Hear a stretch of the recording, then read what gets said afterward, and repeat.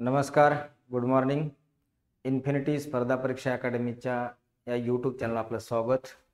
TET शिक्षक पात्रता परीक्षा 2024 या अनुषंगानं मागील प्रश्नाचं सखोल विश्लेषण म्हणजे आपण PYQचं विश्लेषण घेतोय. 21 ते 13 आजचा आपलं सेक्शन आहे समाजशास्त्र आणि भाग आहे 10वा. ओके, याचा एकच फायदा, अशाच प्रकारचे आपल्याला एक्झाममध्ये प्रश्न येतील. ओके, महत्त्वाचं म्हणजे या TET एक्झामसाठी आपण PYQ किती महत्त्वाचे आहेत तुम्हालाही अंदाज आला असेल, कारण का बरेच क्वेश्चन किती मोस्ट ऑफ क्वेश्चन रिपीट व्हायला लागलेत. काय व्हायला लागलेत? रिपीट म्हणजे जशाला तसे प्रश्न यायला लागलेत. ओके, तर सुरू करूया. आपल्यासाठी अनाउन्समेंट आहे. इन्फिनिटी स्पर्धा परीक्षा अकॅडमीने TET 2024 पेपर 1 आणि पेपर 2 या अनुषंगानं लाईव्ह प्लस रेकॉर्ड ओके ही आपली ऑनलाईन बॅच सुरू आहे. 26 सप्टेंबर पासून नवीन बॅच सुरू होते. ओके, तुम्ही कोणतीही बॅच करू शकता. माफक फी आहे मित्रांनो. इन्फिनिटी स्पर्धा परीक्षा अकॅडमीचं हे प्ले स्टोअरमध्ये जाऊन ॲप डाउनलोड करा.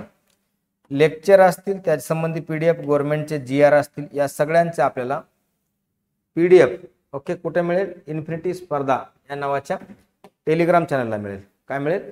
टेलिग्राम चॅनलला मिळेल. ठीक आहे, त्याच्यामुळं ते चॅनल जॉईन करा. आणि 9226018181 आमचा हा कॉन्टॅक्ट नंबर आहे. नक्की फोन करा. बॅच नाव आहे गुरु आणि हे सगळे गुरुवरी आपल्यासाठी बॅच घेऊन येत आहेत. आजच्या लेक्चरमधला पहिला क्वेश्चन आहे. क्वेश्चन बघा व्यवस्थितपणे. माजुली हे नदीच्या पात्रातील जगातील सर्वात मोठं बेट टिंबटिंब नदीच्या पात्रात आहे. कोशी, गंडक, गंगा आणि ब्रह्मपुत्रा. पहिला सूर लक्षात ठेवा, मी राज्य सांगतो. माजुली बेट आसाम मध्ये आहे. पहिला पॉइंट. ओके, आसाम मधला एक त्याला जिल्ह्याचा दर्जा पण दिला. दुसरा पॉइंट. आणि या ठिकाणी महत्वाचं म्हणजे बायोस्फिअर रिझर्व साठीचा अत्यंत महत्वाचा एरिया आहे. ओके, नदीमधलं एक बेट आहे, म्हणजे असं चौकून पाणी, उदाहरणार्थ लक्षात ठेवा, असं चौकून पाणी आहे आणि हे मध्ये असं माजुली नावाचं बेट आहे. चला, याच्यावर आपल्याला प्रश्न विचारलाय. जर आपण बघितलं, वर्ल्ड हेरिटेज साईट पण आहे. लक्षात ठेवा, काय? World heritage site. ओके, आणि वैष्णव धर्मासंबंधी महत्वाचं इथं वारसा पण आहे. ऑप्शन कोशी नदी उत्तर नाही, गंडक एकतर गंगा किंवा ब्रह्मपुत्रा. तर उत्तर काय येईल मग? ब्रह्मपुत्रा नदी. ओके, आपल्या समोर एक आता इथं प्रश्न तयार होतो. सगळ्यांना लक्ष द्या. प्रश्न काय? तर ब्रह्मपुत्रेचा उगम कुठं आहे? तर ब्रह्मपुत्रेचा उगम आहे तिबेटमध्ये. कुठं आहे? तिबेटमध्ये. ती वाहत वाहत भारतामध्ये येतो. ओके, भारतामध्ये येते. ओके, आपल्या भारतामध्ये प्रवेश करते आणि पुन्हा लक्षात ठेवा, बांगलादेशमध्ये गंगा नदी जाऊन मिळते आणि पुन्हा त्याचं नाव बदलतात. ठीक आहे, शेवटी बंगालच्या उपसागरामध्ये जाऊन मर्ज होते. ठीक आहे, ही आपल्याला बघताना आपल्याला लक्षात येते एक आयडिया. इथे एक प्रश्न तयार होतो. ब्रह्मपुत्रेच्या उपनद्या आसाम मधल्या कोणत्या, चायना मधल्या कोणत्या? ओके, त्याच्या काही महत्वाचं जॉग्राफिकल आहे का? आहे महत्वाचं काही. ठीक आहे, आपल्यासाठी इनफ. माजुली आयलंड. ठीक आहे, सगळ्या जगातील सर्वात मोठं बेट. पुढं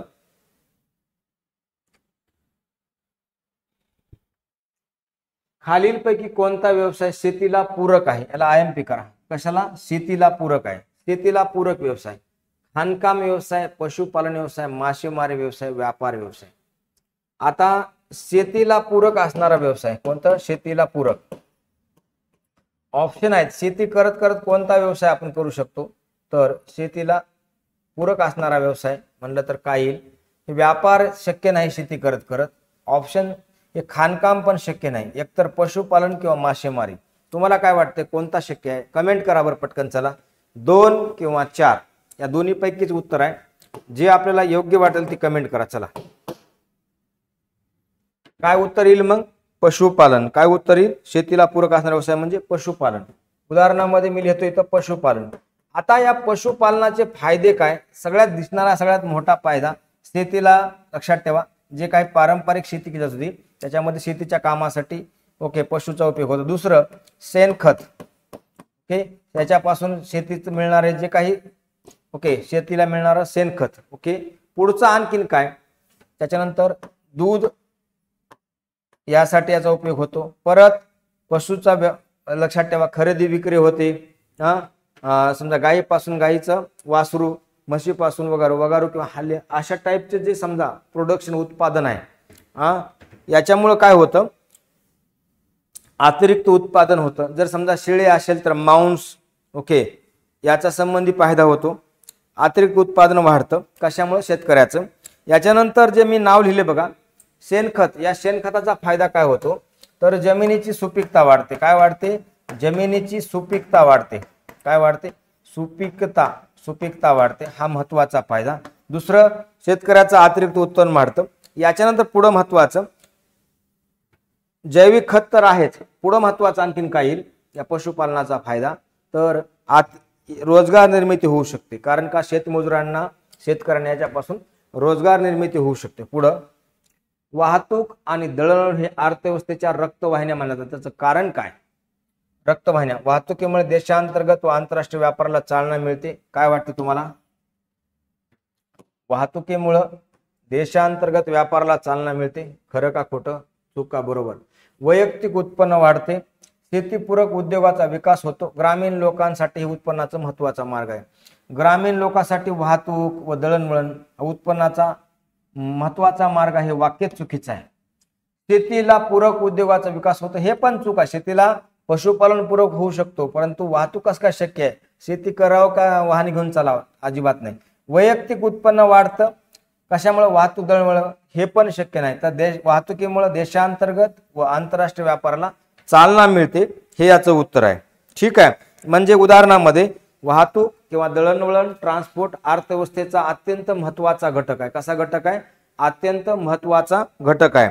याच्यामुळे कच्चा माल, तयार झालेला माल, सेवा पुरवण्यासाठी वाहतुकीचा उपयोग केला जाऊ शकतो. याच्यामुळे गतीही मिळू शकते. काय? अर्थव्यवस्थेला, देशाच्या विकासाला गतीही मिळू शकते. पुढे महत्त्वाचं काय येऊ शकतं आणखी? अर्थव्यवस्थेच्या भरभराटीमध्ये, लोकांच्या राहणीमान, जीवनमान सुधारण्यामध्ये दळणवळण, वाहतूक अत्यंत महत्त्वाचा घटक आहे. याच्यानंतरचा पुढे आणखी महत्त्वाचं काय? याच्यामुळं देशांतर्गत, ज्याला म्हणून domestic as per as, okay, त्याचप्रमाणे आंतरराष्ट्रीय व्यापाराला चालना मिळू शकते. पुढचा पॉइंट, अंदमान व निकोबार हे बेट दोन वेगवेगळ्या समूह एका खोल खाडीने विभागले आहेत. त्या खाडीस टिंब म्हणतात. कशाने विभागले त्या खाडी? काय? 8 अंशाची खाडी, 9 अंशाची खाडी, 10 अंशाची खाडी, 11 अंशाची खाडी. या प्रश्नाचं उत्तर देण्याचं थोडं शांत डोकं ठेवा. 8 अंशाची खाडी आपण जर बघितलं, 8 अंशाची खाडी ही आपल्याला कधी कधी न्यूज मध्ये पण आहे, ही लक्षद्वीप आणि भारतातलं लक्षद्वीप आणि मालदीव या देशाला विभक्त करते. त्यामुळे हा पर्याय कटला. 9 अंशाची खाडी एक ऑप्शन आहे. 10 अंशाची खाडी. 9 अंशाची खाडी ही लक्षद्वीप आणि मिनिकॉय बेटांना वेगळं करते. कोणाकोणाला? लक्षद्वीप आणि मिनिकॉय या बेटांना वेगळं करते. म्हणून हा या अंश कटला. आता 2 राहतात, 10 का 11. आपल्याला लक्षात ठेवा, याचं उत्तर येतं 10 अंशाची खाडी ही अंदमान आणि निकोबार, लक्षात ठेवा, या दोघांना वेगळं करते. ओके. याच्यामध्ये अंदमानचे पण little Andaman, greater Andaman, middle Andaman हे भाग वेगळे. अंदमान आणि निकोबारला वेगळं करते. आपण मागच्या लेक्चरमध्ये अंदमान मधल्या, निकोबार मधल्या ट्राईब बघितल्या होत्या. ओके. जोर्वे, ओंग, शॉम्पेन, सेंटिनील. ओके. ग्रेटर अंदमानी आणि निकोबारी ह्या ट्राईबचे आपण नावं पण सांगितले होते मागच्या सेशनमध्ये, भाग क्रमांक 9 मध्ये. ठीक आहे. 10 अंश, 10 अक्षांश हा ज्याला आपण म्हणू इंग्लिशमध्ये 10 degree channel, 8 degree channel, 9 degree channel आणि 11 डिग्री चॅनल. मग हे 10 डिग्री चॅनल काय म्हणायचं? 10 डिग्री चॅनल हे ओके अंदमान आणि निकोबार बेटाला वेगळं करतं. ठीक आहे. आता एक राहतं शेवटचं ते 11 डिग्री चॅनल. कोणतं? 11 डिग्री चॅनल हे अमनदीव आणि लक्षद्वीप यांना वेगळं करतं. कोणाला? अमनदीव आणि लक्षद्वीप. अमनदीव आणि लक्षद्वीप. ओके. लक्षद्वीप यांना वेगळं करतं 11 डिग्री चॅनल. पुढे जाऊया. गहरजात, याला शब्द असा आहे गडजात. डोंगराने टिंब राज्याचा आग्नेय, नैऋत्य, वायव्य, ईशान्य पैकी कोणता वायव्य भाग व्यापला आहे? गडजात. बिहार, झारखंड, छत्तीसगड, ओडिसा. ऑप्शन कन्फ्यूज करण्यासाठी 2 ठेवतो मी. ओके. एक तर झारखंड किंवा ओडिसा. द्या उत्तर आता. झारखंड किंवा ओडिसा? काय उत्तर येईल याचं मग?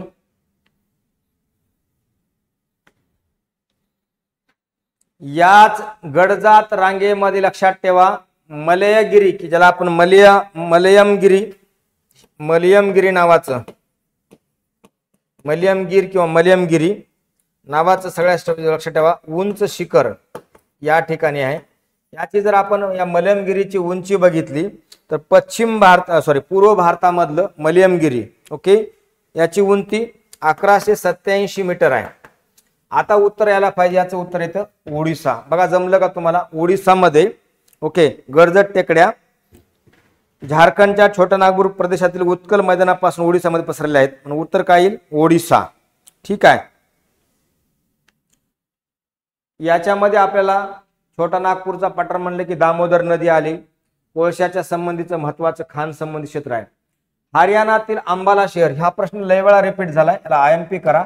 एक उदाहरण म्हणून आले शहर. तसंच पुण्यावर बी प्रश्न येऊ शकतो, दिल्लीवर बी येऊ शकतो, मुंबई, कोलकाता, मद्रास, कोइंबतूर, लक्षात ठेवा बेंगलोरो, हे जे महत्वाचे भारतामधले शहर आहेत, जालंधर. ओके, आता अंबालावर प्रश्न आलाय, कोणत्या नावाने ओळखतात? विज्ञान शहर, शैक्षणिक शहर, ऐतिहासिक शहर, व्यापारी शहर. आपण शैक्षणिक शहर मोस्टली पुण्याला म्हणतो. ऐतिहासिक शहर बरेच आहेत, व्यापारी शहर पण आहेत, मुंबई व्यापारी शहर आहे, कलकत्ता आहे.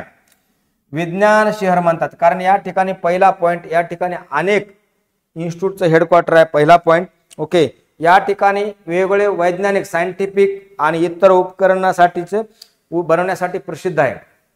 म्हणजे काय? वैज्ञानिक उपकरण बनवण्यासाठीचं हे प्रसिद्ध क्षेत्र आहे. कोणतं? अंबाला. ओके, वैज्ञानिक उपकरणे व साहित्य या ठिकाणी बनवले जातात. याच्यानंतर या शहरात अनेक महत्वाचं म्हणजे डिफेन्स संबंधी पण आहे. ओके, डिफेन्स संबंधी महत्वाचं इथं क्षेत्र आहे. मोसमी वनातील वृक्षांमध्ये आर्थिकदृष्ट्या महत्वाचं वृक्ष कोणतं? आपण कालच्या लेक्चरला भाग क्रमांक 9 मध्ये बघितलं होतं इक्वेटर वन. त्याच्यामध्ये मोहगनी लय वेळा आलतं. लक्षात ठेवा मोहगनी. मी रोजवूड सांगितलं होतं, इवनी सांगितलं होतं. आता काय विचारले? मोसमी वन. मोसमी वनातील वृक्षांमध्ये आर्थिकदृष्ट्या महत्वाचे वृक्ष कोणतं? एबनी नाही, साग, एलम, ओक. आपण पर्याय नीट व्यवस्थितपणे रीड करा, तुम्हाला उत्तर येईल. हो का? हे ओक, एलम आणि एबनी हे पर्यायामध्ये कट करून टाका. उत्तर येतं साग. सागच कशामधला आहे? हे मोसमी वनातील वृक्षामध्ये आढळतं. दुसरा महत्वाचा पॉइंट, साग लाकूड हे टिकाऊ आहे, घरामध्ये सुंदर कलाकुसरीसाठी चांगलं आहे आणि लाकूड मजबूत पण आहे. याचा उपयोग मुख्यतः फर्निचर, बांधकाम, कलाकुसरी आणि इतर साहित्यासाठी केला जातो. सागवानाचे लाकूड जागतिक बाजारामध्ये त्याला मूल्य म्हणजे उच्च किंमत पण आहे, कारण का त्याचं व्हॅल्यू आहे चांगलं. एक तर टिकाऊ आहे, मजबूत आहे, त्याची डिमांड पण आहे. ठीक आहे. आणि इतर वर्षाच्या तुलनेमध्ये ते सोपं आणि बाकीच्या दृष्टीनं किफायतशीर पण आहे. हिमालयातील कैलास पर्वत रांगेत तिबेटमध्ये बोखरूचू जवळ टिंबटिंब नदी उगम पावते. हिमालयातील कैलास पर्वत, ओके, टिंबटिंब नदी उगम पावते. झेलम, सिंधू, झेलम, चिनाब, सतलज. ओके, प्रश्नाचं व्यवस्थितपणे उत्तर द्या. हिमालयामध्ये, ओके, कोणता कैलास पर्वताजवळील तिबेट रांगेत तिबेटमध्ये बोखरूचू जवळ कोणती नदी उगम पावते? तर याचं उत्तर ऑप्शन तुम्हाला ठेवतो मी. आता उत्तर द्या, सिंधू का सतलज? या सगळ्या इथल्या ज्या सगळ्या नद्या याच्यामध्ये रावी ऍड केली ना तर या पाचही महत्वाच्या, या ज्या खालच्या 4 आहेत, ओके, झेलम, चिनाब, रावी, 6व्या नंबरची बियास, या 6 नद्या ऍड केल्यानंतर आणि याच्यामध्ये जर सरस्वती जर ऍड केलं त्याला सप्त सिंधू म्हणतात. 2, 3, 4, 5, 6 या सिंधूच्या उपनद्या आहेत. पहिला पॉइंट लक्षात राहू द्या. याच्या संबंधीची 1960 ची भारत आणि पाकिस्तान संबंधीचा एक ट्रिटी पण आहे, ज्याला सिंधू वॉटर डिस्प्यूट सेटलमेंट किंवा सिंधू जल विवाद पण म्हणतात. 1960 चा आहे, लक्षात ठेवा. ओके, भारत आणि पाकिस्तान संबंधीचा. आता उत्तर काय? सिंधू. एकंदरीत जर आपण सिंधू नदीची लांबी बघितली तर सिंधू नदी कैलास पर्वताजवळील तिबेट मधलं जे बोचू ठिकाण आहे यापासून अरबी समुद्रापर्यंत भारत आणि पाकिस्तानमध्ये 31चे लक्षात ठेवा 80 किलोमीटर इतकी लांबी आहे. या तिच्या उपनद्या आहेत, आणखीन पण आहेत लक्षात ठेवा. ह्या भारतामधल्या महत्वाच्या उपनद्या आहेत. ठीक आहे. आता ही 2 देशांमधून मोस्टली वाहते. किती? 2 देशांमधून. ठीक आहे. उगम होतो तिबेटमध्ये, वाहते भारत आणि पाकिस्तान. चालतं. याच्यानंतर पुढं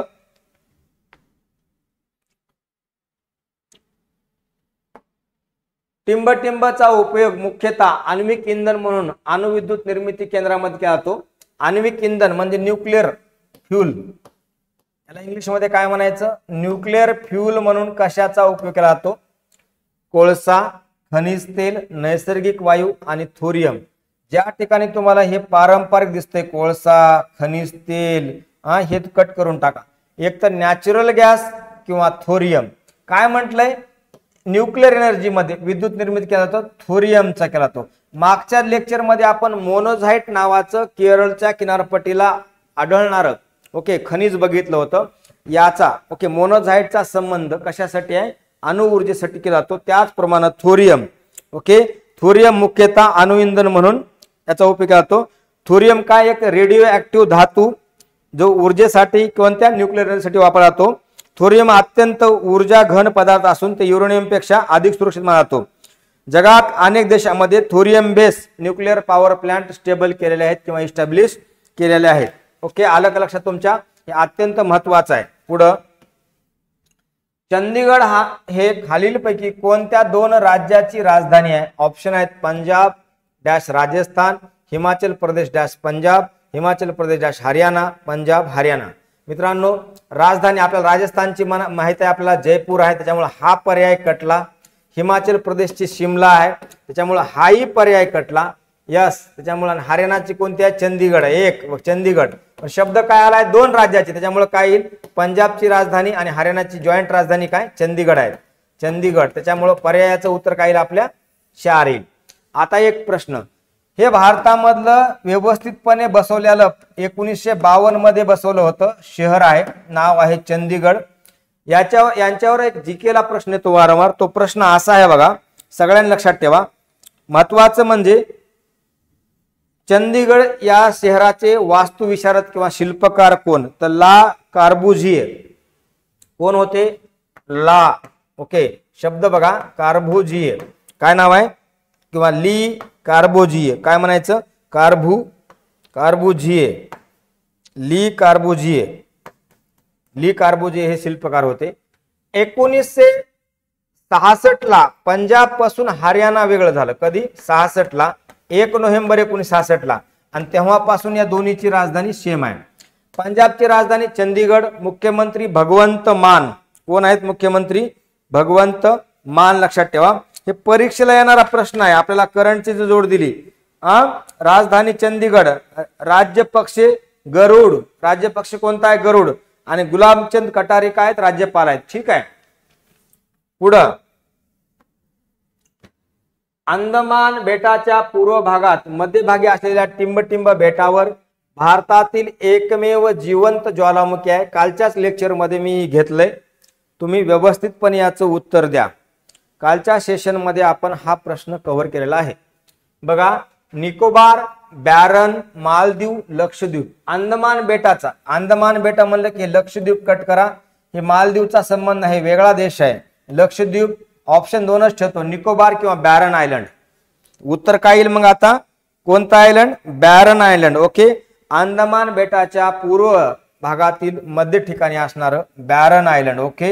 या ठिकाणी ज्याला ऍक्टिव्ह वॉल्कॅनो म्हणतात. काय म्हणतात? ऍक्टिव्ह वॉल्कॅनो. ठीक आहे.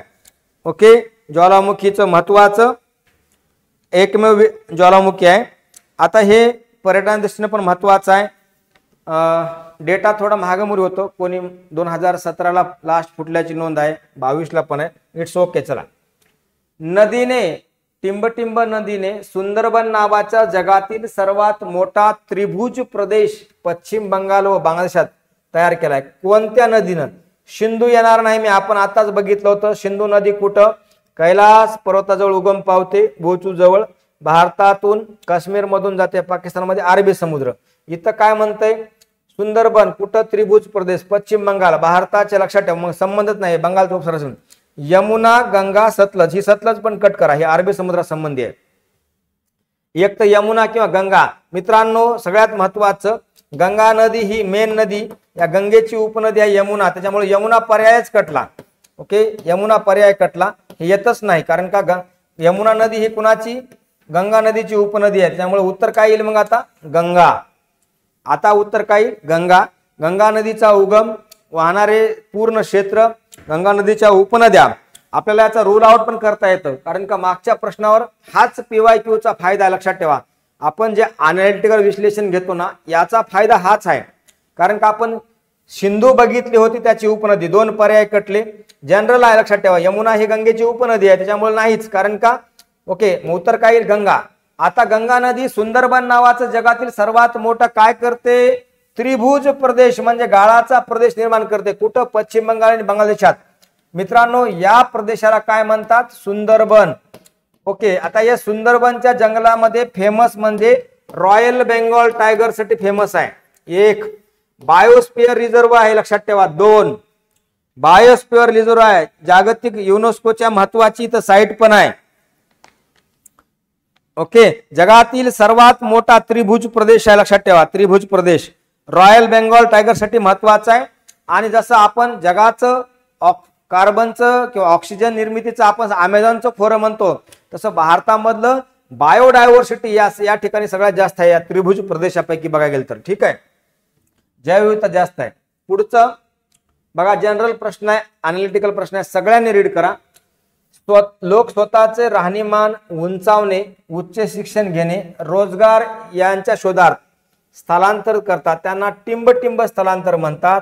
उदाहरणामध्ये एका ठिकाणाहून लोक रोजगारासाठी, बघा, 1 शिक्षणासाठी, 2 खेड्यातलं राहणीमान नको किंवा ग्रामीण भागात राहणीमान नको म्हणून ओके राहणीमानासाठी स्थलांतरित करतात. याला कोणतं राहणीमान म्हणायचं, खेड्याकडून कुंकड जाणं, ग्रामीण टू ग्रामीण, ग्रामीण टू शहरी, शहरी टू ग्रामीण, का नागरी टू ग्रामीण, बोला. नागरी टू, हा काय येईल ते, नागरी टू नागरी.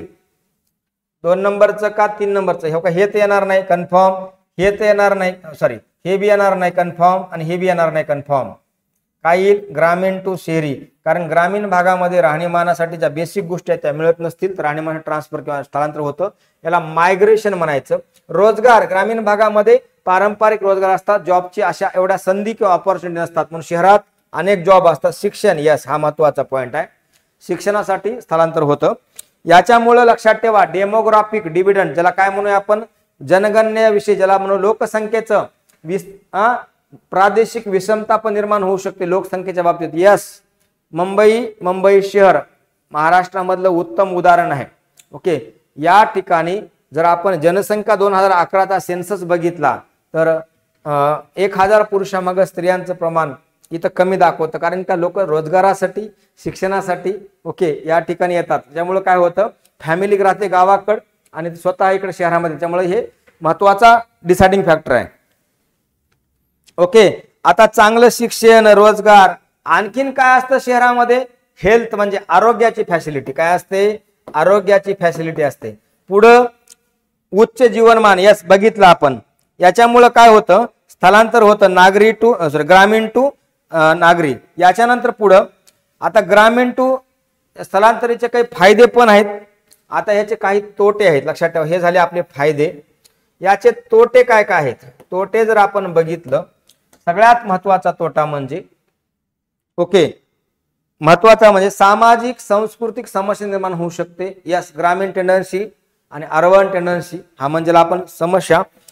शहरामध्ये वाढत्या लोकसंख्यामुळं छोट्या ज्याला वस्ती म्हणू किंवा झोपडपट्टी निर्माण होऊ शकतं, त्याच्यामुळं ओके राहणीमानामध्ये गलीच वस्ती निर्माण होऊ शकते, प्रदूषण होऊ शकतं, वाहतूक कोंडी, इथंही गरिबी आणि बेरोजगारीचं प्रमाण वाढू शकतं. आणि शहरी भागात अचानकपणे लोकसंख्या वाढू शकते, आणि लोकसंख्या वाढल्यानंतर ज्या अर्बन बॉडी असतात त्याला लोकल सेल्फ गव्हर्नमेंट म्हणा किंवा स्थानिक स्वराज्य संस्था यांच्या पायाभूत सुविधेवर परिणाम होऊ शकतो का. यस, मुंबई शहरामध्ये अति लोकसंख्या झाली लक्षात ठेवा. मुंबई हे व्हर्टिकल वाढते, पुणे हे हॉरिझॉन्टल वाढतंय, दिल्ली हॉरिझॉन्टल वाढतंय.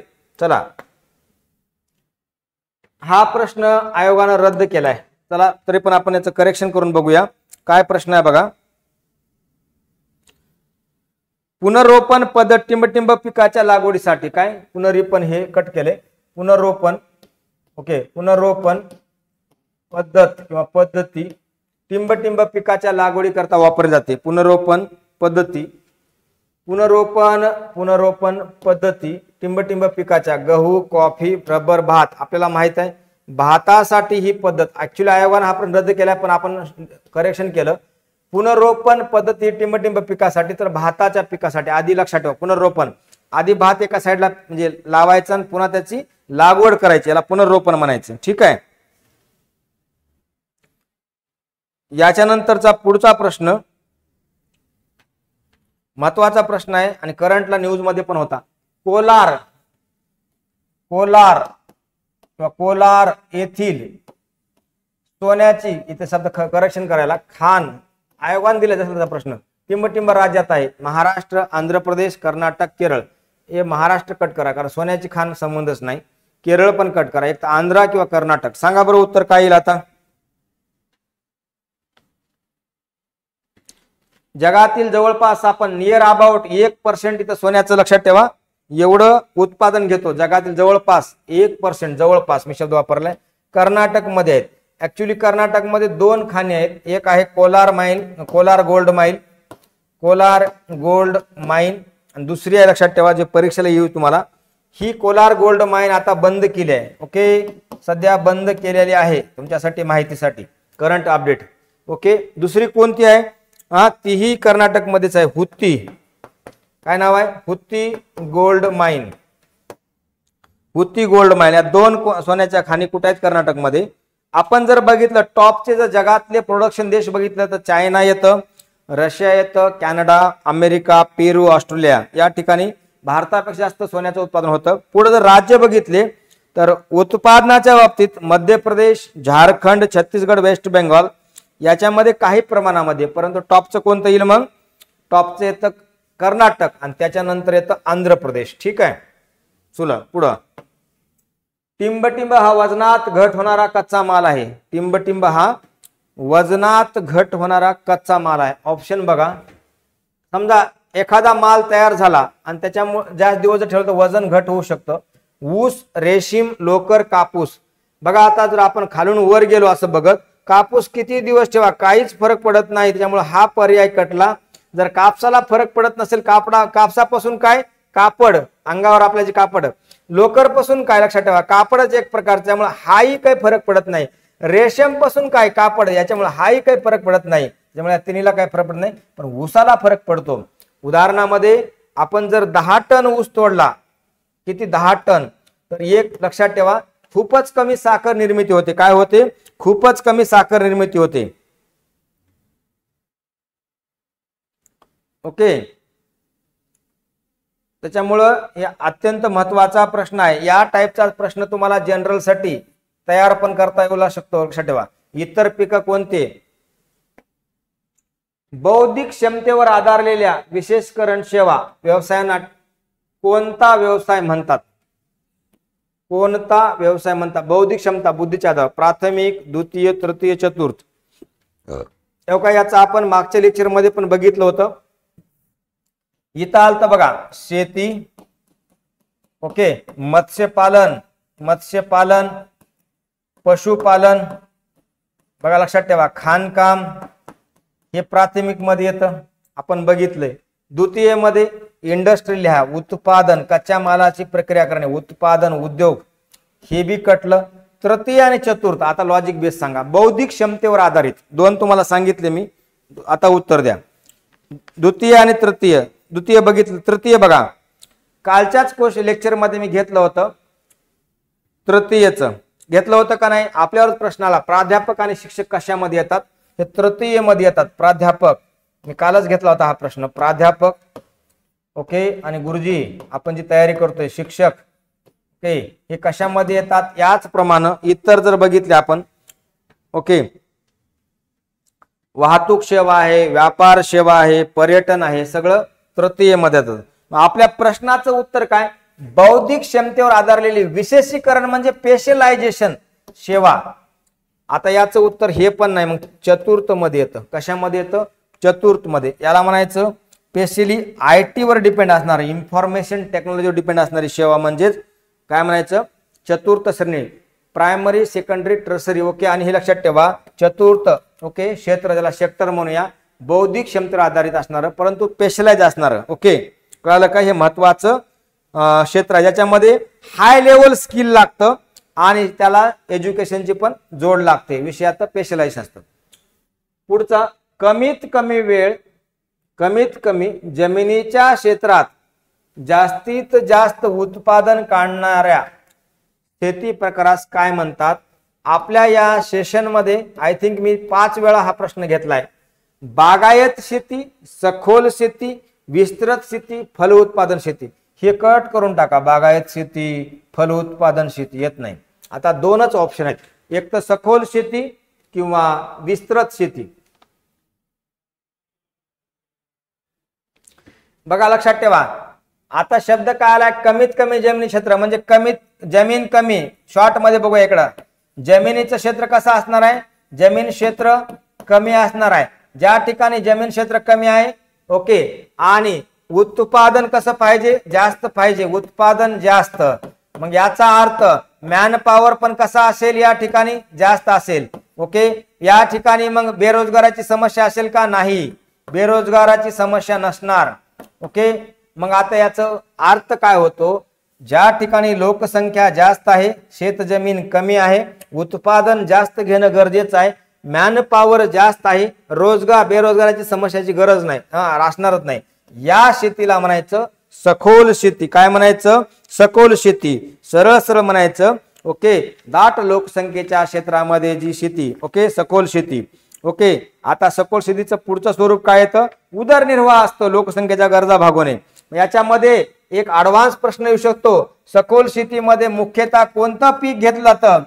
भारताच्या बाबतीत जर बघितलं तर भात, इतर बाबतीत पण भाताचं, कारण का किती दाट लोकसंख्या असेल तर भाताचं पीक सखोल शेतीमध्ये. ठीक आहे, ओके, कमीत कमी क्षेत्रामध्ये जास्तीत जास्त उत्पादन करण्याचा शेतीचा प्रकार म्हणजे सखोल शेती. ओके, एक अलग लक्षात. हे मुख्यतः कुठं चालू आहे शेती आता सध्या, विकसित का विकसनशील, तर लक्षात ठेवा मुख्यतः विकसनशील देशामध्ये याचं, कारण का कुटुंब मोठे व्हायला लागले, शेतीला लक्षात ठेवा, आणि या ठिकाणी लोकसंख्या जास्त असल्यामुळे यांत्रिकीकरण म्हणजे मेकॅनिझम नाही, यांत्रिकीकरण शेतीमध्ये यंत्राचा उपयोग कमी केला जातो, कोणत्या सखोल शेतीमध्ये. आलं का लक्षात. ओके, आणि इथं मजुराचा तुटवडा समस्या जाणवत नाही, महत्वाचं म्हणजे मजुराचा तुटवडा जाणवत नाही, मजुराचा तुटवडा जाणवत नाही. ठीक आहे, पुढं तिस्ता IMP करा. ब्रह्मपुत्रा नदीच्या दरम्यान येणारा हिमालयाचा भाग, हे सध्या न्यूज मध्ये आहे. बांगलादेशमध्ये सध्या अनस्टेबिलिटी होती, अशांतता, त्यावेळेस तिस्ता वॉटर डिस्प्यूट, तिस्ता नदी जल विवाद न्यूज मध्ये आला होता. पश्चिम हिमालय, मध्य हिमालय, पूर्व हिमालय. मी तुम्हाला रफ मध्ये थोडा मॅप काढतो, माफ करा चुकला तरी समजून घ्या फक्त. ठीक आहे, ओके, थोडं समजून घ्या.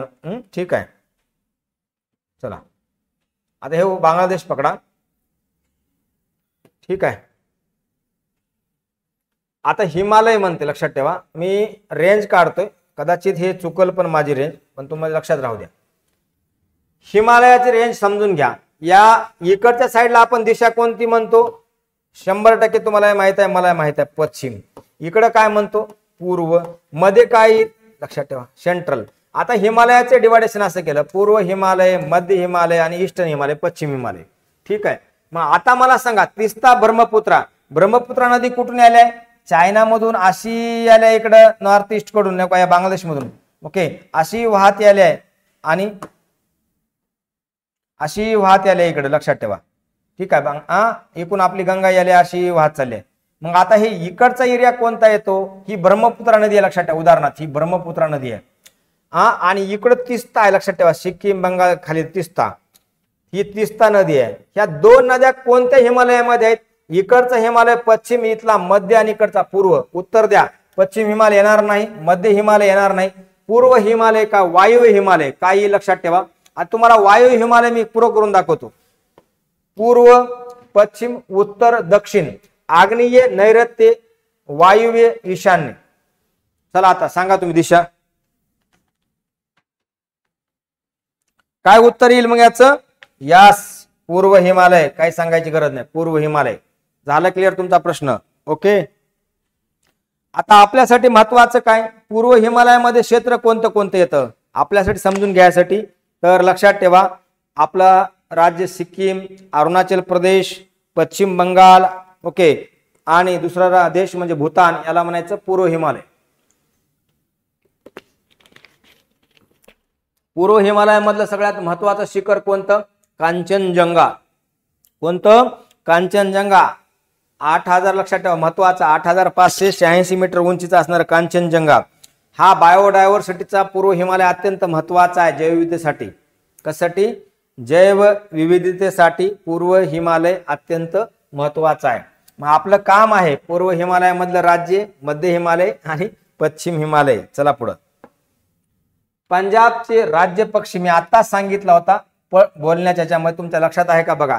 2 राज्याच्या राजधान्या सांगताना हरियाणा आणि चंदीगडच्या वेळेस मी पंजाबचे मुख्यमंत्री, राज्यपाल, राज्य पक्षी आणि राजधानी चारही सांगितलं होतं. परत रिपीट करतो. चला. पोपट, बांज म्हणजे गरुड, कबूतर, कावळा. कट करा, हे कावळा, पोपट. एक तर बांज म्हणजे गरुड किंवा कबूतर. उत्तर द्या दोन्ही पैकी. पंजाबचा राज्य पक्षी ऑप्शन बांज म्हणजे गरुड. ओके. पंजाबची राजधानी चंदीगड. यस. मुख्यमंत्री भगवंत मान. भगवंत मान, आम आदमी पार्टी. भगवंत मान, ठीक आहे, भगवंत मान. आणि राज्यपाल आहेत लक्षात ठेवा काय, गुलाबचंद कटारी. गुलाबचंद कटारी. गुलाबचंद कटारी. ओके. हे राज्यपाल आहेत. ठीक आहे. एकाच ठिकाणी तुमचं करंट अफेअर पण जोड दिली. पुढं अंबाला, हे बघा परत आले. अंबाला शास्त्रीय उपकरणात निर्मिती करणारं शहर आहे. तिथं काय होतं मागच्या प्रश्नामध्ये, वैज्ञानिक उपकरण व साहित्य निर्मिती. इथं काय म्हणते, शास्त्रीय उपकरणाच्या निर्मिती, ज्याला सायंटिफिक इक्विपमेंट म्हणायचं. काय म्हणायचं? शास्त्रीय, सायंटिफिक इक्विपमेंट. ओके. शहर असले त्याला टिंब शहर म्हणतात. औद्योगिक, धार्मिक, पर्यटन, विज्ञान. हे कट करा, पर्यटन, धार्मिक. एक इंडस्ट्री किंवा विज्ञान. आता मी शब्दच वापरलाय सायंटिफिक म्हणून उत्तर डायरेक्ट येतं विज्ञान. काय उत्तर येतं? विज्ञान. ओके. अंबाला कांट, अंबाला. पुढचं, उत्तर व दक्षिण भारतातील प्रत्यक्ष सीमारेषा म्हणून ओळखले जाणारे पर्वतरांग कोणती? उत्तर व दक्षिण भारतातील प्रत्यक्ष सीमारेषा. लक्षात राहू द्या, प्रत्यक्ष सीमारेषा. चला, उत्तर व दक्षिण, चला हरकत नाही, प्रत्यक्ष सीमारेषा घ्या समजून, व्यवस्थितपणे समजून घ्या. यस, याला इकडे म्हणूया आपण उत्तर भारत. गुजरातच्या इकडचा पूर्वेचा म्हणजे मध्य प्रदेश वरील दक्षिण भारत. ओके. आणि पूर्वी भारतात कोणतं कोणतं येतं? पश्चिम भारतामध्ये गुजरात, दीव, दमण, दादरा नगर हवेली, गोव्याचा असं पाटण, महाराष्ट्र. ठीक आहे. आता बघा, उत्तर व दक्षिण भारतात प्रत्यक्ष सीमारेषा ओळखली जाते कोणती? सातपुडा, सह्याद्री, विंध्या, अरावली. मित्रांनो, कालच्या लेक्चर मध्ये मी तुम्हाला अरावली सांगितलं होतं. अरावली, त्याच्यामुळे अरावली कटलं, सह्याद्री कटलं, पश्चिम घाट, सातपुडा किंवा विंध्या. कारण का सह्याद्री पर्वत आहे ना, हे गुजरात पासून सुरू होतो, गुजरात पासून असा लक्षात ठेवा पार तामिळनाडू पर्यंत. मी मुद्दाम असं लिहिलंय, ही सह्याद्री रेंज आहे, त्यामुळे हाही पर्याय कटला. ऑप्शन 2च, सातपुडा का विंध्या. तर उत्तराचा आलंच पाहिजे, लक्षात ठेवा. ओके. तर याचं उत्तर आहे विंध्या. काय उत्तर आहे? विंध्या उत्तर आहे. विंध्या पर्वत हा पूर्व पश्चिम उत्तर दक्षिण भारतातील प्रत्यक्ष सीमारेषा ओळखण्यात काय उत्तर? मग विंध्या. आता थोडं समजून घ्या या प्रश्नाला, कारण का इकडं अरावली कटलं. ओके, अरावली इकडे कटलं. आता विंध्या, विंध्या पर्वत. विंध्या पर्वतानंतर एक नदी वाहते दोन्हीच्या मध्ये, ती अत्यंत महत्वाची नदी आहे, नर्मदा नदी. कोणती नदी? लक्षात ठेवा, नर्मदा नदी. मी वाईट करतो मुद्दाम. नर्मदा नदी वाहते विंध्या पर्वतानंतर. ओके. आणि याच्यानंतर एक पर्वत येतो पुन्हा, सातपुडा. कोणता? सातपुडा. सातपुडा पर्वत. आणि परत एक नदी वाहते, तिचं नाव आहे लक्षात ठेवा, तापी. हे समजून घ्या, महत्वाचं आपला टर्निंग पॉइंट आहे. पुढं खालीलपैकी कोणते गोड्या पाण्याचं सरोवर नाही? कालच्या लेक्चरमध्ये मी हाय म्हणून विचारलं होतं, त्याचं उत्तर तुम्ही दिलं होतं दाल, वुलर. ओके, दाल आपला कन्फर्म तुमचं कालचं उत्तर होतं.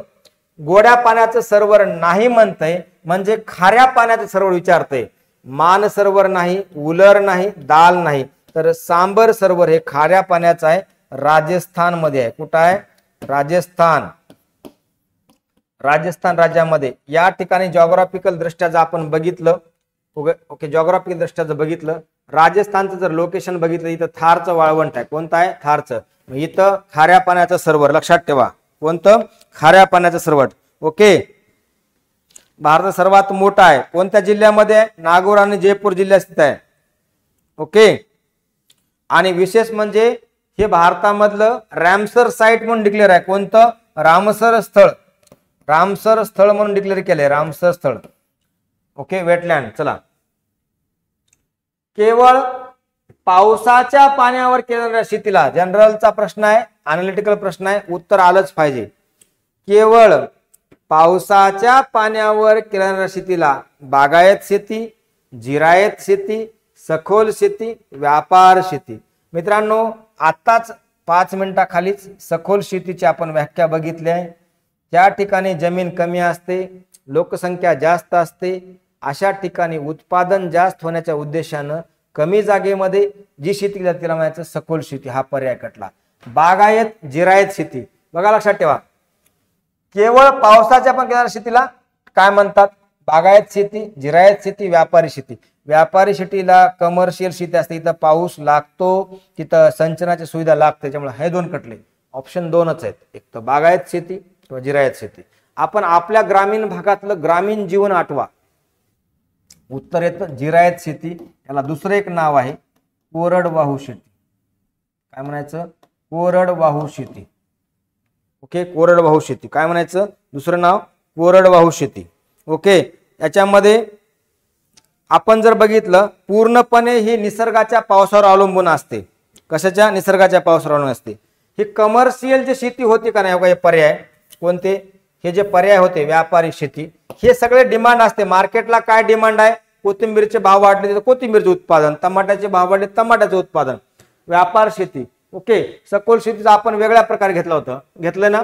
बागायत शेती लक्षात ठेवा, ही बागायत शेती जर करायची असेल तर ही पाणी पुरवठ्यावर डिपेंड असते. मग तो कृत्रिम असेल, विहिरीपासून, तलावापासून, ओढा असेल, नाला असेल, एखादा बंधारा.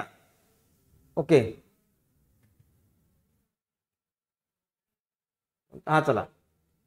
गोव्यातील वैशिष्ट्यपूर्ण सांस्कृतिक उत्सव आहे. गोव्यातला कोणता उत्सव आहे?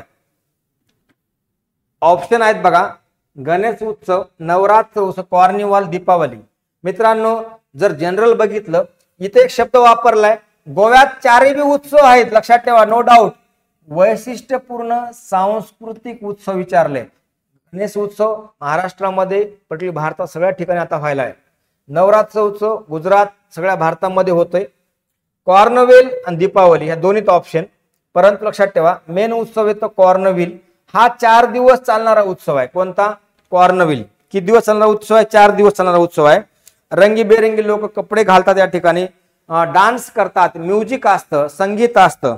ओके, या ठिकाणी परेड होतात आणि गोव्यातला हा सगळ्यात मोठा कल्चरल फेस्टिवल आहे. ओके, हा मुख्यतः फेब्रुवारी किंवा मार्च महिन्यामध्ये आयोजित केला जातो. आणि या गोव्यावर जर आपण बघितलं मध्ययुगापासून आधुनिक पर्यंत, तर याच्यावर कुणाची? पोर्तुगीजांची सत्ता होते, परकीयांचे, पोर्तुगीज.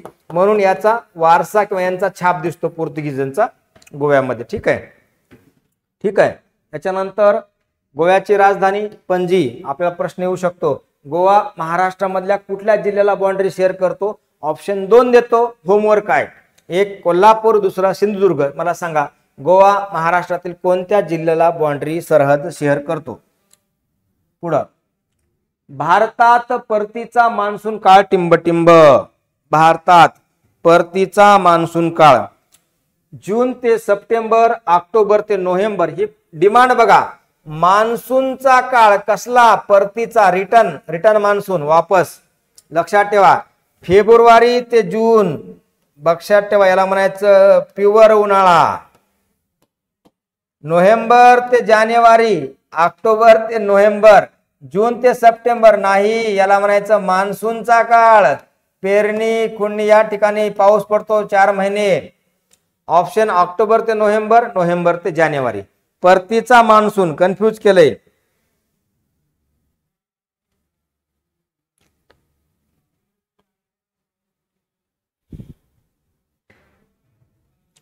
काय उत्तर येईल मग? ऑप्शन 2च आहेत आपल्या समोर. ऑक्टोबर ते नोव्हेंबर. कोणता? ऑक्टोबर ते नोव्हेंबर मान्सून भारतामधून वापस जातो, ऑक्टोबर ते नोव्हेंबर. ओके. दक्षिण पश्चिम मान्सून हळूहळू भारतातून माघार घेतो आणि उत्तर पूर्व मान्सून भारताच्या पूर्ण येऊन पाऊस आणतो. ओके. त्याच्यामुळे हे अत्यंत महत्वाचं आहे. मान्सून आपण सहज कोणी म्हणतो, मान्सून येतो बघा जूनच्या पहिल्या आठवड्यामध्ये, ह्याच्यामुळे हा तर पर्याय कटला. मान्सून वापस का जातो? ऑक्टोबर ते नोव्हेंबर मध्ये. लक्षात आलं? ठीक आहे. जाताना पाऊस पडतो का? पडतो. लक्षात ठेवा, परतीचा पाऊस पडतो. लोकसंख्याच्या दृष्टीने भारतातील दुसऱ्या क्रमांकाचं राज्य. आता इथं तुम्हाला मी जनरल नॉलेजचा लोकसंख्येच्या विषयाचा प्रश्न विचारतो. दुसऱ्या क्रमांकाचं राज्य विचारले. मला पहिल्या क्रमांकाचं माहित आहे यूपी, तिसऱ्या क्रमांकाचं माहित आहे बिहार. बघा तुम्हाला कसं कन्फ्यूज करतो. चौथ्या क्रमांकाचं मला माहित आहे वेस्ट बेंगॉल, पश्चिम बंगाल. आणि 5व्या क्रमांकाचं मला माहित आहे मध्य प्रदेश. मध्य प्रदेश. आता उत्तर द्या. ओके. हे मध्य प्रदेश कटलं. 1 2. ओके. 2 हे 3 4 आणि 5 टॉपचे. लक्षात ठेवा, पॉप्युलेशन बाबतीत पॉप्युलेशन स्टेट आहेत इंडियातले. तर कोणतं राहील राज्य मग? महाराष्ट्र. काय नाव येईल? महाराष्ट्र. हे 2 नंबरचं लोकसंख्येच्या बाबतीत आहे. उत्तर प्रदेश टॉपला आहे, महाराष्ट्र 2, बिहार 3, पश्चिम बंगाल 4, मध्य प्रदेश 5. 2011च्या सेन्सस नुसार. ओके. तुम्हाला म्हणून म्हटलं हे टॉपचे 5 केलात. आता लोएस्ट 5 करा. लोएस्ट पॉप्युलेशन असणारे राज्य, पॉप्युलेशन असणारे स्टेट. लक्षात ठेवा, हे करा लगेच. टॉपचे 1 2 3 4 हे होमवर्क घ्या. ओके. लगेच करून घ्या, कारण का तुम्हाला कन्फ्यूज. टॉपचे 5 माहीत झाले. आता लोएस्ट 5 करा. पुढं सर्वप्रथम नकाशा तयार करणारे प्रसिद्ध भूगोल तज्ञ कोण? जनरल जीकेचा प्रश्न आलाय. सर्वप्रथम नकाशा तयार करणारे. ओके. भूगोल तज्ञ कोण? काय म्हणते? भूगोल तज्ञ कोण? ऑप्शन विक्रम साराभाई. काय म्हणते? सगळ्यात महत्वाची डिमांड नकाशा map. Jagdish Chandra Bose, cloud Ptolemy, doctor मासलेकर. हो का? विक्रम साराभाई सायंटिस्ट होते. जगदीश चंद्र बोस लक्षात ठेवा, हे पण शोध लावला होता. डॉक्टर मासलेकर हेही शास्त्रज्ञ होते. मग काय नाव येईल? Cloud Ptolemy. काय उत्तर येईल? हो का? सरळ हे जीकेचं तुमचा अवेअरनेसचा प्रश्न आहे. Cloud Ptolemy. ओके. काय म्हणलं मी? Cloud Ptolemy. आता ह्यांचा कार्यकाल जर बघितला, हे खूप जुने आहेत. यांना फादर ऑफ मॅप, नकाशाचे जनक किंवा नकाशा शास्त्राचे जनक, नकाशा शास्त्राचे जनक पण म्हणतो आपण. जनक, फादर ऑफ. ओके. जनक, नकाशा शास्त्राचे जनक पण म्हणूया. यांचा कार्यकाल ऍक्च्युली द्वितीय दशक मध्ये आहे. म्हणजे आजपासून बरंच नाही म्हणलं तरी खूप जुना कार्यखंड आहे. 100 ED ते 170 EDच्या दरम्यानचा हा त्यांचा कार्यकाल आहे. कुणाचा? क्लाउड टॉलेमी यांचा. ठीक आहे. यांनी महत्वाचे जॉग्राफी संबंधीचे बुकचं म्हणजे ग्रंथाचं लिखाण पण केलेलं आहे. काय केलेलं आहे? महत्वाच्या ग्रंथाचं लिखाण पण केलेलं आहे. म्हणून यांना फादर ऑफ काय म्हणतात? जॉग्राफी म्हणतात. ओके. पुढं टिंबटिंब हे जलमग्न पर्वत रांगचं शिखर आहे. शब्द काय आलाय? जलमग्न पर्वत रांगेचं शिखर. निकोबार, लक्षद्वीप, मिनिकॉय, आमिनदिवी.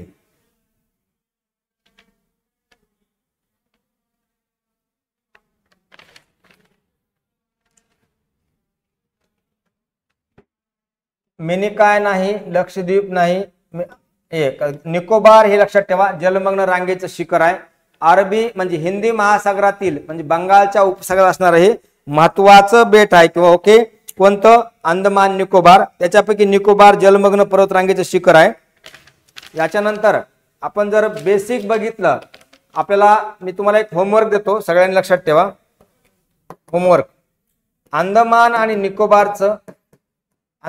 निकोबार यांच्यावर हे स्टडी करा आणि लक्षद्वीप एक तरी प्रश्न या दोन्हीवर येऊ शकतो. चला, अंदमान नाही आला तर निकोबार, कारण आपल्या PYQ मध्ये यांच्यावर प्रश्न मिळतोय सारखाच.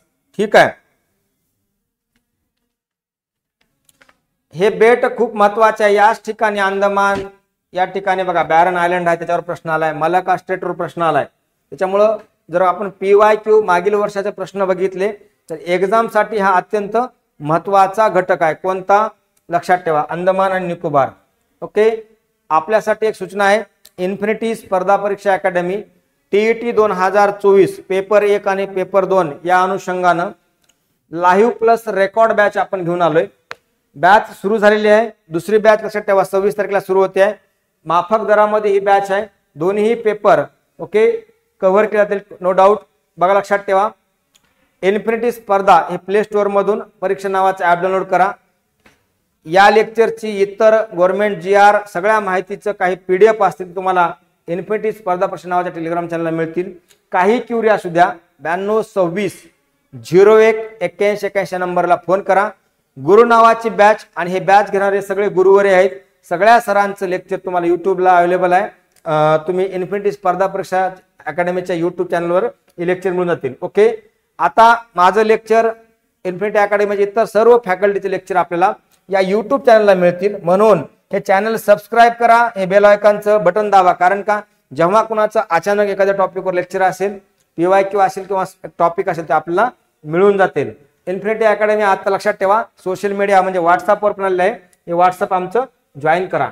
एक महत्वाची सूचना उद्यापासून, ओके, एक दोन महत्वाचा घटक म्हणजे उद्यापासून एक अनाउन्समेंट आहे. तसं 3 अनाउन्समेंट आहे, 2 सांग. चला, आपण उद्यापासून डेली न्यूजपेपर अनालिसिस सकाळी 10 वाजता the Hindu, Indian express, Loksatta, सकाळ, मट्टा, दैनिक जागरण, दैनिक भास्कर, PIB साइट याचा क्रक्स पुढची 40 ते 45 मिनिटांमध्ये दररोज कव्हर करणार आहेत. मराठीमध्ये असेल, एक्झाम ओरिएंटेड असेल. नक्की हे सकाळी बघा 10 वाजता इन्फिनिटी स्पर्धा परीक्षा अकॅडमीच्या चॅनलवर असेल.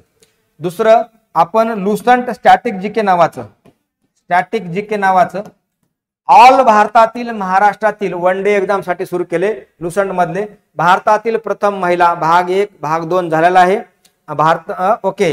हे स्ट्रॅटेजी नावाचं फक्त चॅनल वेगळं आहे, इन्फिनिटी एज्युकेशन या चॅनलवर लक्षात ठेवा नाव आहे AEG. याच्यावर आपण हे सुरू केले. हे चॅनल सबस्क्राईब करा आणि नक्की लेक्चर बघा. तिसरी महत्वाची अनाउन्समेंट, BMC संबंधीची आणखीन एक जाहिरात आली. हे इन्फिनिटी स्पर्धावर दररोज संध्याकाळी 5 वाजता. हे आहे 6 PM ला, हे आहे 5 PM ला. ओके. आणि हे आहे सकाळी 10 वाजता AM ला. चालतंय. ही अनाउन्समेंट होती. आपले लेक्चर विषयीची काही कमेंट असू द्या, कमेंट करा. लेक्चरला लाईक करा, चॅनल सबस्क्राईब करा. Thank you so much. काही असो तुमची क्युरी, नंबरला एक तर फोन करा किंवा लेक्चरच्या खाली कमेंट करा. थांबूया इथं. धन्यवाद.